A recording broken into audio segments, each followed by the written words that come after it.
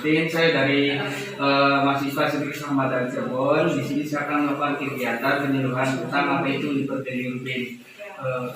Mohon Ibu boleh memperkenalkan? Nama saya Ibu Siti, saya umurnya 30 tahun. Baik, nanti saya akan menjelaskan apa itu tentang hiperbilirubin. Baik Ibu, sebelumnya sudah tahu itu apa hiperbilirubin? Belum, saya menjelaskan ya. Iya.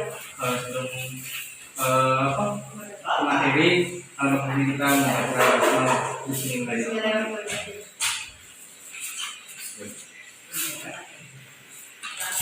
Kita dulu ini boleh dibaca ya. Nah, yang pertama kan ada pengertian hiperbilirubin itu apa ya? Hiperbilirubin itu adalah peningkatan kadar bilirubin yang dihubungkan dengan hemolisis sel darah merah dari bilirubin yang tidak terkomunikasi dari usus kecil yang ditandai dengan jaundice pada kulit, selera, mukosa dan urin. Dan hiperbilirubin terjadi ketika kadar bilirubin dalam darah bayi terlalu tinggi. Bilirubin adalah zat limbah yang terbentuk dari proses pemecahan sel darah merah. Kondisi ini dapat disebabkan proses fisiologis, patofisiologis, dan kombinasi keduanya. Hiperbilirubin menyebabkan bayi terlihat warna kuning. Dan hiperbilirubin umumnya normal, hanya 10% yang berpotensi menjadi patofisiologis. Menurut Laman Ikatan Dokter Indonesia (IDRI), ketakutan yang berlebihan dalam menghadapi hiperbilirubin dapat menimbulkan hal-hal yang tak diharapkan, seperti meningkatkannya kecemasan mama dan menurunkan aktivitas menyusui, terapi yang tidak perlu, dan biaya yang berlebihan. Jadi selanjutnya kan ada penyebab hiperbilirubin ya. Etiologi terjadi hiperbilirubin pada bayi dapat dipengaruhi oleh beberapa faktor, yaitu pertama, asupan cairan ASI terus lebih sering terjadi pada bayi yang memperoleh ASI dibanding bayi yang memperoleh susu formula. Ada dua macam jaundice yang dapat terjadi sehubungan dengan ASI dan feeding jaundice 5-10% bayi baru lahir, dan breast milk jaundice 1% bayi baru lahir. Yang kedua, infeksi atau kerusakan hati dapat mempengaruhi produksi bilirubin di dalam hati. Yang ketiga, gangguan fungsi hati, efisiensi glucuronil dan virus fungsi beku atau hasil biliaris. Nah, selanjutnya itu ada cara penanganannya, yaitu terdapat beberapa penanganan yang dapat dilakukan oleh ibu pada bayinya. Di antaranya adalah yang pertama, penanganan di rumah, yaitu berikan ASI yang cukup, yaitu 8-12 kali per hari. Yang kedua, lakukan penyinaran oleh sinar matahari di pagi hari ataupun berjemur ya. Yang kedua, penanganan kuning atau jaundice, segera hubungi dokter bila bayi tampak kuning. Nah, tandanya yaitu timbul dalam 24 jam pertama kelahiran. Yang kedua, kuning menetap lebih dari 8 hari pada bayi cukup sampai 2 minggu pada bayi prematur. Yang ketiga, pada observasi di rumah bayi tampak kuning sudah menyebar sampai ke lutut atau siku atau lebih. Nah, yang ketiga, feses bayi berwarna pucat atau keabu-abuan.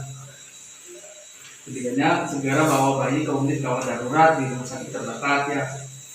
Nah, ini kan ada jika bayi tampak sakit atau menolak untuk minum, tidur berlebihan atau lengan dan kaki lemas, dan jika bayi tampak mengalami kesulitan bernapas, terus jika suhu tubuh bayi sampai 37-50 derajat.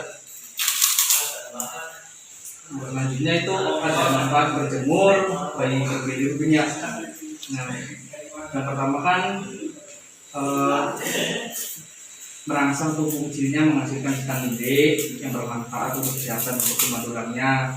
Yang kedua, menghangatkan tubuh bayi pada 2 bulan kehidupannya. Bayi masih beradaptasi dengan suhu lingkungan, khususnya bila berat badan bayi rendah.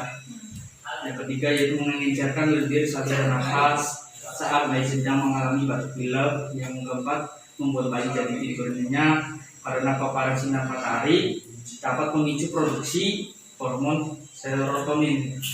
Nah, itu kan ada cara menyembur bayi berbilirubinnya. Ini saya jelaskan. Yang pertama yaitu saat menjemur lepaskan semua pakaian bayi. Manfaat menyembur bayi baru bisa didapat bila sebagian besar tubuhnya terpapar oleh sinar matahari.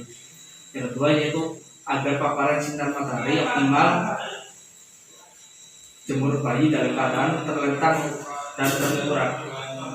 Yang ketiga, perhatikan cuaca, hindari cuaca yang sedang berangin dan tidak terlalu terik ya. Yang keempat, jangan sampai mata bayi tersorot sinar matahari. Supaya aman, Anda bisa menutup mata bayi dengan kain atau mata khusus saat berjemur.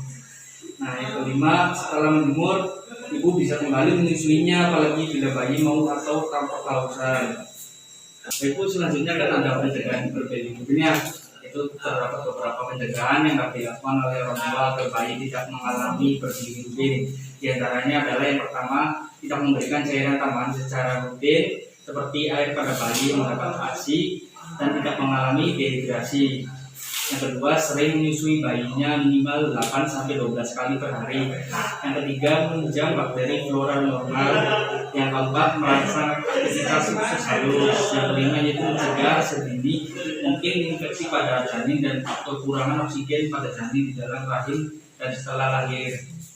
Nah, tanda dan gejalanya yaitu yang pertama, pinggul kuning pada hari pertama kurang dari 24 jam setelah lahir, atau kuning ditemukan pada umur lebih dari 14 hari, atau kuning sampai ke telapak tangan atau telapak kaki atau tingginya berwarna pucat. Atau timbul kuning pada umur lebih dari 24 jam kurang dari 14 hari dan tidak sampai telapak tangan atau telapak kaki dan tidak kuning. Nah, klasifikasi bilirubin itu berbayi dapat bersifat ikterus fisiologis, itu terjadi pada bayi baru lahir setelah 24 jam pertama. Sedangkan ikterus non fisiologis terjadi sebelum bayi umur 24 jam. Terdapat beberapa klasifikasi. Yang pertama yaitu bilirubin tidak terkonjugasi atau bilirubin moderat atau bilirubin bebas, yaitu bilirubin tidak larut dalam air, berikatan dengan albumin untuk transport dan komponen bebas larut dalam struktur serta bersifat fisik karena bisa melewati sawar daratan. Yang dua, bilirubin terkonjugasi atau bilirubin direct. Bilirubin terikat yaitu bilirubin larut dalam air dan tidak toksik untuk otak. Itu materi sudah selesai ya. Ibu gimana, sudah mengerti tentang apa itu bilirubin? Alhamdulillah ya, setelah saya diberi materi berbilirubin, saya sedikit memahami apa itu berbilirubin dan bagaimana penyebabnya, cara penanganannya, cara berjemur, sampai saya sedikit memahami. Ibu nanti kan ada sesi tanya jawab ya. Coba Ibu tahulah tentang pengertian apa itu bilirubin yang sudah saya jelaskan tadi, Bu.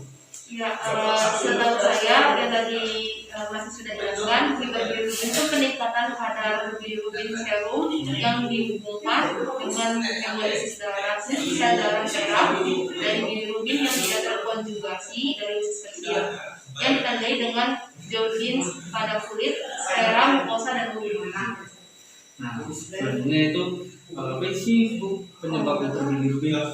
Jelaskan. Tadi kan penyebab bilirubin itu ada 3 ya. Yang pertama asupan cairan ASI, yang kedua refleksi atau kerusakan hati, yang ketiga gangguan.